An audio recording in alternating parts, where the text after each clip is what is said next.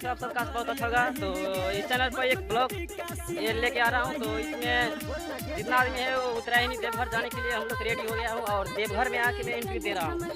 तो और शूट किया वीडियो और बाकी है। तो चलिए क्या क्या रिएक्शन डांस हुआ है सब शादी भाई का बीच बम का बीच वो रिएक्शन देने वाला हूँ। आगे क्या क्या होता है वो सब दिन में दिखाने वाला हूँ। मंदिर वाला भोले बाबा का सीन सब।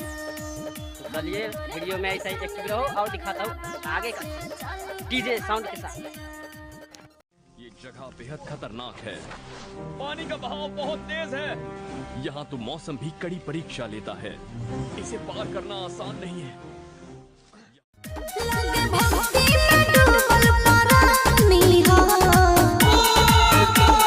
सब जनी राजा के रानी हो, हमार वाली शिव के दीवानी हो।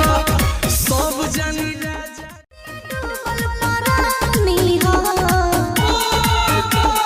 सब जनी राजा के रानी। हर मुश्किल में बाबा मैं तो लेता तेरा नाम रे, तेरे नाम से बनते मेरे बिगड़े सारे काम रे।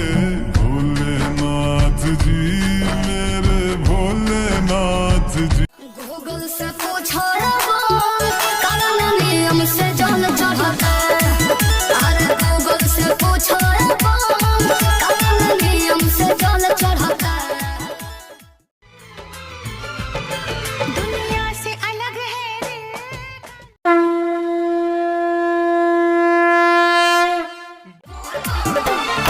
बोले बम लिखावालो ए भौजी कामर प, ए भौजी कामर प महादेव के लोग लगालो।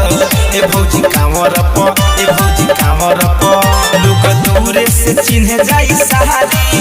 भोले बाबा के लगबो पुजारी, चढ़ी जाई पहाड़ के पावर प। आओ बोले बम लिखावालो ए भौजी कामर प, ए भौजी कामर प महादेव के लोग लगालो। ए भौजी कामर प, ए भौजी कामर प। विकेश भोजपुरिया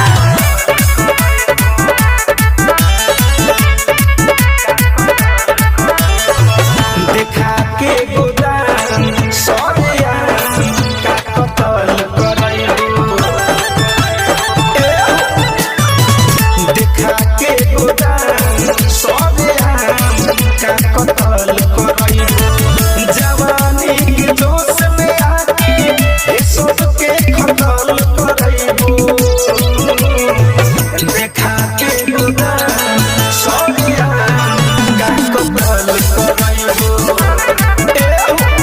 देखा के गोदान सोनिया का कतल करैबो।